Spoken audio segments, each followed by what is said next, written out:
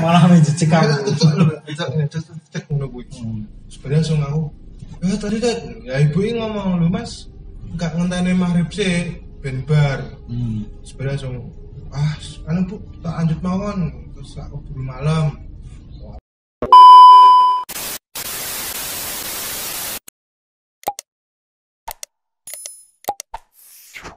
Jalan itu kayak di jalannya lebih sempit dari jalan yang aku berhenti di warung tadi.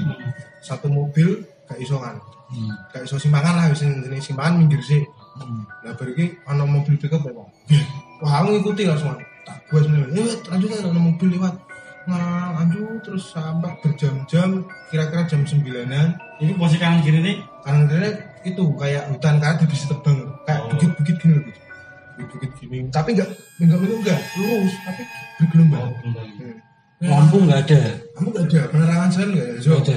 Cuma lampu motor sama pickup tok. Tapi agak suasananya ya agak malam-malam nggak gelap sunyi kayak yus kayak piye lah jangkrik muni ning sawah ya. Nah, terus sampai aku sadar tuh ngelewatin bu kan jembatan berkali-kali. Sama ada baliho calep. Ngelewatin jembatan itu berkali-kali ya. Penglihatanku sama, hampir sama, tapi si Hadi tak bilang kayaknya kita udah ngelewatin jembatan ini berkali-kali dia. Wah enggak, pikiranmu aja, pikiranmu tok. Piye lo? Berarti Hadi enggak kalau udah ngelewatin. Aku habis itu baca sebisa aku lah, waktu itu ayat kursi. Kok ngono lo? Wah, coba aduh. Tapi ki apa kayak semakin horor nih loh, suasananya loh. Nah, jadi nyenggol aku sambil ngikutin pickup tadi, masih ngikutin pickup. Oh, apa tuh Lid? Apa tuh bis? Kayak gitu. Habis itu tim balik. Wih, pickupnya tak nobar gue ya tim malam-malam macam. Macam mau. Meluk weden ya. Meluk weden. Akhirnya lama-lama jalan pickupnya hilang terus debat mungkin masuk gang mungkin gini, tapi kan gak mungkin mau toang. Biasanya kita toang lah. Baru langsung akhirnya jalan lama-lama pesat nemu lampu merah dan itu posisinya kita langsung ke Lamongan. Dan tujuan kita ke Trenggalek. Dan posisi start awal karo Lamongan itu jaraknya jauh ada. Lumayan jauh. Beda tempat. Beda jalur lah. Beda jalur. Seharusnya lurus ya istilahnya ya. Ini harusnya ini pikirannya Trenggalek. Trenggalek Wonogiri. Lamongan. Trenggalek sisir saya langsung tembus ke Wonogiri jalur tengah lagi Solo. Ini mah tembusnya Lamongan. Jauh. Terus berapa jam dari habis maghrib sampai jam 9 sampai di Lamongan? Sampai jam 9. Zaman kurang lebih. Zaman batu, zaman purba, atau zaman modern. Terus ini lah. Ini Gus Aum tekon memang ana tuh setan-setan sing menyesatkan dulu sampai ekstrimnya membunuh ana. Ada. Sampai mencelakakan itu bisa, bahkan membunuh itu bisa. Kalau membunuh secara langsung kan butuh kalau dalam dunia jin kan beda dimensi. Kalau dia bisa nyentuh di dimensi alam kita yang kasar, ini alam kasar. Itu membutuhkan energi yang besar. Kalau makhluk gaibnya mau kuat itu bisa, tapi tidak secara langsung kena. Itu proses. Misalnya ada orang punya jimat dan sebagainya, dia pesugihan dan sebagainya. Terus itu dampaknya, efeknya pasti di belakang dia pasti kena efek mencelakakan. Santet juga ya. Iya juga. Tapi digerogoti organ tubuhnya, dibuat gila orangnya yang pemakai pesugihan atau dan sebagainya dan kawan-kawan itu ya bisa dicelakakan itu. Tapi kalau transfer benda, transfer benda kayak paku atau sebagainya kan ilmu santet itu bisa kontan. Tapi kalau dari makhluknya sendiri itu pelan. Tapi ngomong-ngomong ilmu santet itu memang benar-benar ada ya? Ada. Kan soalnya banyak warga milenial yang nggak percaya itu banyak. Bahkan percaya ada. bahkan tidak mengetahui santet itu apa, itu hanya sebenarnya itu memang ada ya. Bahkan neng Eropa, neng daerah barat lah, belahan bumi barat itu ada ilmu santet juga, namanya Voodoo ya, kalau di sana. Voodoo, tapi beda penamaan. Berarti memang tidak menutup kemungkinan. Cuman Gus, ini kan aku gak menyakiti. Maksudnya aku gak pernah kerja sama ambil jin, kita kan gak pernah kerja sama, tapi kok si makhluk itu bisa membuat kita tersasar? Apa mereka jahil loh? Atau memang ada tujuan tertentu dari tujuan ini apa kita nggak pernah ada. Kalau ada persinggungan ya, Jahil ya. Memang sarke itu jahil. Dia memang ini kayak jin sing humoris ya. Jahil. Ngeprank jin prank ini. Oh, biasanya di prank wae, burung tahu chat prank jin ya. Balik. Jadi memang tapi memang kayak ilmu-ilmu sing mau balik menyiksa diri sendiri karena kita bersinggungan dengan jin mau. Kan cerita meneh Gus, di daerah Blitar, jalan perbatasan antara Blitar dengan Tulungagung. Tulungagung tuh kalau mau ke Blitar tuh ada jalan Sidatan, namanya aku lupa. Itu aku pas keliling sama bapakku. Keliling, bapak kan sales sih, sales keliling daerah Tulungagung mau ke Blitar. Malamnya aku tidur di Tulungagung sama bapak. Bapakku malamnya bilang gini, "Leng tak lewat ke dalan sing ono jembatan mana gitu itu." Jembatan lali aku jembatan. Apa intine iki jembatan kuwi ono tempat wisata. Jenengane Ketek, kuburan Ketek apa. Itu banyak monyet. Memang di makam itu sering dibuat mencari pesugihan dengan lewat siluman monyet. Kasusnya seperti itu. Nah, bapakku cerita monyet itu bukan monyet binatang, tapi jelmaan. Karena tumbal orang tuanya nyari pesugihan di makam itu. Itu adalah kayak abdi dalemi keraton monyet. Jadi nggak setiap hari itu ada. Karena pas kita melewati kok pas banyak monyet, itu berarti memang ya rezeki sih, maksudnya momen langka. Jadi kok sesuk tak tukokne kacang kanggo cacah sing dadi pengabdi dalem mesake ke korban wong tuane sing pesugihan. Tapi memang bisa tumbal ki anakku tadi tumbal ini bisa. Ya bisa. Dan perjanjian antara manusia dengan jin, terutama siluman, itu pasti tumbal. Dan si anak itu beneran jadi monyet ya? Apa memang itu cerita Kalau itu kurang paham ya. Kurang paham. Tapi yang jelas tumbal itu ada. Tumbal ada. Ada.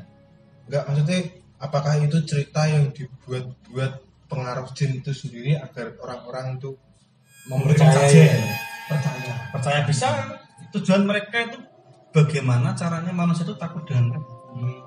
Bagaimana caranya nyali manusia itu menjiut. Iman. Ya, betul. Padahal manusia di bumi kan ditugaskan sebagai khalifah, pemimpin. Seharusnya sebaliknya. Harusnya jangan takut lah.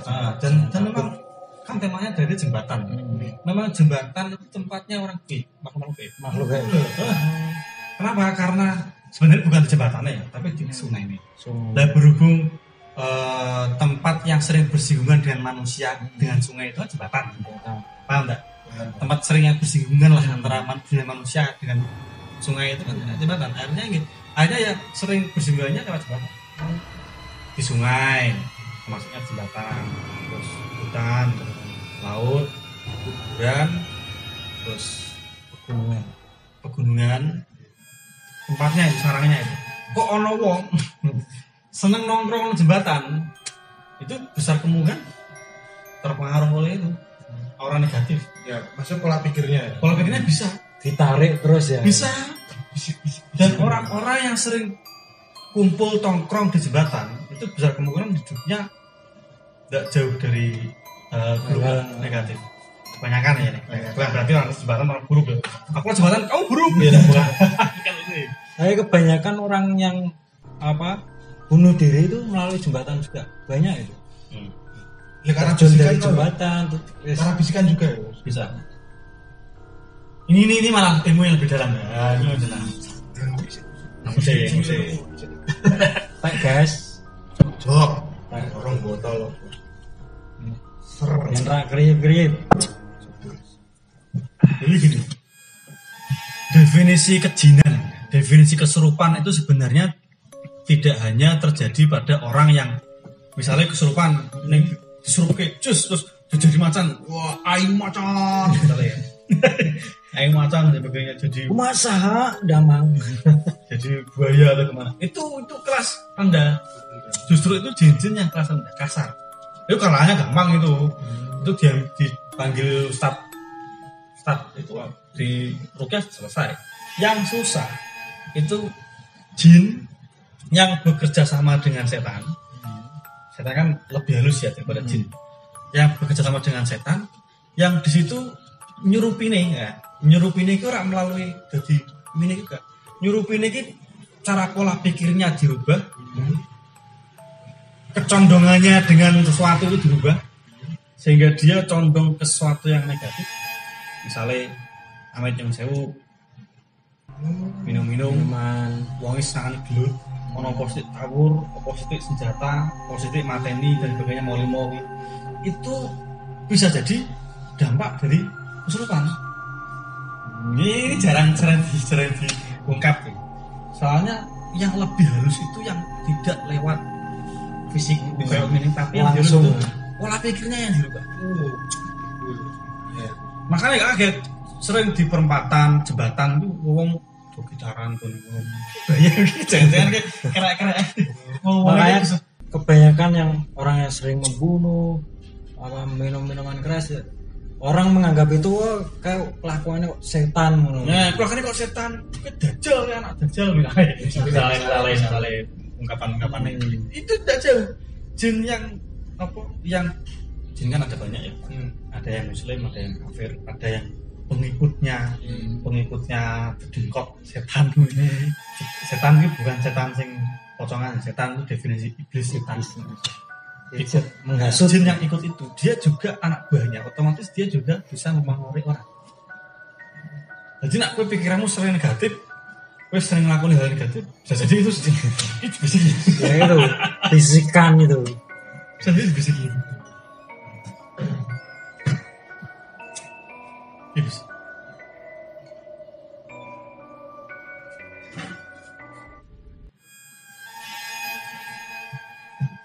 Ya. Bisik iki Gus. Bisik iki ta. Oh. Nah, ini Gus saiki iki asine saya akeh sing dibahas. Cuman aku banget aku wis diceritain tentang horor itu tak terhingga. Jadi aku pengen ngungkapin sesuatu iki rada piye ngene. Berarti saiki to lu berarti akeh jin sing nganggur. Soalnya jin ini nyerangnya pola pikir. Ketika pola pikir wis diubah, akhirnya kan berjalan dengan sendirinya. Bisa. Akhirnya kan setan-setan kayak wis dong nganggur wis nyantai kerjaan wis kelar. Tanpa dihasut wis wong wis nganu. Bener. Ya, contoh ya. Tidak saya sebutkan, ada kasus itu orang kesurupan. Ini contoh bukti kalau kesurupan itu tidak harus kemudian orangnya matanya merah terus bilang aing mau tidak selalu seperti itu. Pernah suatu ketika saya bertatap muka sama orang yang kesurupan dalam keadaan kondisi sehat, dia tidak dalam keadaan musar-musar di lantai, enggak. Dia berdiri, matanya melek, tidak ada merahnya sama sekali, tapi dia kesurupan. Nah, itu bukti kalau jin itu berkelas-kelas. Gaib itu berkelas-kelas, tergantung ilmunya. Kalau yang kelas kreceh itu ya yang jin-jin yang melata-melata itulah yang tinggal di sungai terus sampai surupane melata-melata kan banyak loh di Trans TV dan sebagainya. Yang ganggu-ganggu biasa di TV ya, di TV lah. Itu kesurupannya tidak seperti di TV. Tiba-tiba ini sebelumnya ada cerita. Dia itu si pelaku yang kesurupan itu sebelumnya dia itu pernah ada bisikan-bisikan dalam hatinya. Itu dia juga sama suaminya. Kalau kok rasanya kok begini ya, kok orang yang ngandani kayak seperti ada yang berbicara ya. Tapi dalam keadaan sadar aku itu ngomong-ngomong bisik. Sehingga waktu apa jenis jadian serupane. Tiba-tiba dia gini sama orang, ya orang tidak sebut, dia tidak sebut siapa yang gitu kan, gini kan, artinya dia ingin bicara. Saya lihat sendiri, aku untuk diri bisa. Terus itu posisi di rumah ya. Wah nanti itu siapa wah. Terus dia masuk rumah dalam keadaan berdiri. Terus orang yang dicari itu digini-ginikan sama dia yang kesurupan. Sama dia senyum. Loh, wah ini nggak bener ini. Dan ini kesurupan tapi yang berkelas. Kayak ini contoh hal ternyata lagi ono kelasnya lah. Yang dirasuki pun sesuai. Jadi juga misalkan aku dirasuki jin sing kelasnya sing koyo ngono ora mungkin ya, mesti aku melata kelakuane ngene. Bisa. Oh iya, akhirnya kan Gus cerita Gus. Jadi tanggo ono sing kesurupan yang beliau yo ilmunya wis rada dhuwur lah, mesti udah bayat dan lain-lain, dia agamanya juga udah bagus. Suatu ketika dia datang daerah namanya Bodong, diajak temennya untuk Purwodadi. Diajak temennya untuk intinya kayak dolanan jin lah, ana sing kesurupan dia meh nolongi no. Cuman si A ini nggak tahu, cuma diajak. Ternyata si B yang ngajak tadi itu mentransferkan si jin itu ke tubuh si A. Jadi menjadi media agar ini dikeluarkan di sini dulu baru nanti dikeluarkan. Dan setelah dimasukkan ke sini dia nyaman, si jinnya nyaman, nggak mau keluar dan susah dikeluarkan sampai berhari-hari. Dan dia itu ngaji terus tiap hari, ngaji dan nggak tidur selama berhari itu, nggak tidur. Kurang lebih ya 3 hari lah, 3 hari itu nggak tidur, nonstop ngaji, sholatin masjid, adanin masjid dan lain-lain. Itu muda pak udah seumurannya bapakku, cuma bawa dikit 30-an lah. Nah, berarti apa namanya pas kesurupan itu kayak seakan-akan dia kayak menjadi seorang kiai besar. Cuman yang anehnya di kampungku ada namanya Kiai Haji Munib Juri. Nah, dia itu pengen jadi muridnya si Kiai Munib Juri. Dia nggak seperti jadi bekas kelas. Dia tuh kayak malah justru orang religi dan susahnya maksudnya dia gak kayak kesurupan, jadi kayak kehidupan biasa. Pernah suatu ketika pas masa kesurupan itu 3 hari kesurupan, hari kedua dia naik motor pergi ke kecamatan lain di kecamatan sebelah kecamatanku. Dia berhenti di warung mie ayam. Ya warung mie ayam tuh dikata-katain, woi gue pesugihan tuh, woi hilang gue apa? Dia gak pesen, cuma berhenti terus ngomong ngata-ngatain yang punya mie ayam. Habis itu pulang lagi. Habis itu lari ke pondok pesantren Munib Juri. Habis itu yang pondok itu yang tidur suruh bangun, suruh ngaji. Bang, santri apa ini? Santri itu harus ngaji. Habis itu sholat zuhur, habis itu datang ke Munib, dia bilang, "Yai, wah jangan mirip dengan." Si Yai cuma tersenyum. Nah itu udah mulai rancu. Wah ini enggak seperti orang seperti si A biasanya. Beres. Si keluarganya mulai suruh datang turun ngaji terus. Dan ngajinya itu semakin bagus, qiraatnya luar biasa. Secara cepet gitu ya. Dan dia mengaku menjadi syekh siapa gitu namanya, Syekh Subakir kalau nggak salah. Kalau nggak salah namanya Syekh Subakir.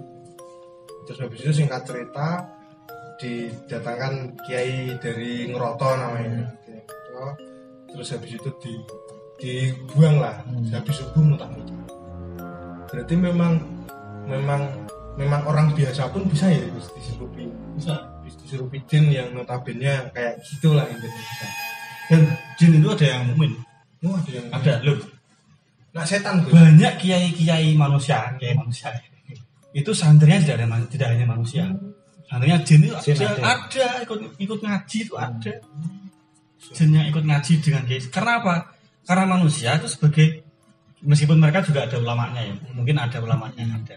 Cuman manusia itu lebih kredibel, soalnya kan menungso ya. Manusia kan derajatnya lebih dalam dari Quran kan wa idqa la rabbuka lil malaikati inni ja'ilun fil ardi khalifah. Jadi Allah itu menciptakan manusia sebagai khalifah di bumi ini. Dan jin seharusnya jadi makmumnya, imamnya manungso ngono lho. Nah, sing gawat kelas gawat itu jin atau jenis jin lah, siluman dengan hewan yang berhubungan dengan santet tumbal itu kelasnya kelas tinggi. Ini ibarat kelas kejahatannya sebagai makhluk itu kelas tinggi. Soalnya jin itu mengajak manusia untuk menyembah berbuat padanya. negatif. Menyembah padanya, artinya menyembah. mengabdi kepadanya, bukan mengabdi pada Allah. Karena manusia kan mengabdi kepada Allah. Menyesatkan ya. Manusia mencontohkan itu kepada seluruh makhluk. Karena seperti itu. Yang diajarkan oleh Nabi. Dan jin sing berdekatan dengan jenggot setan tadi, dia bertujuan supaya manusia itu bersekutu. Makanya ada istilah syirik di situ. Ada istilah syirik di situ. Jadi bagaimana caranya manusia tidak percaya dengan Tuhannya dan percaya dengan kemampuan yang dimiliki oleh jin-jin itu, jin-jin yang para pengikutnya iblis setan. Nah gitu. Rumit kalau dibahas lagi panjang nih. Panjang. Asli itu panjang gitu. Sungguh menarik ya. Sungguh Pembahasan ini akan tetap berlanjut ke next video yang lain. Berhubung ini posisinya sudah menjelang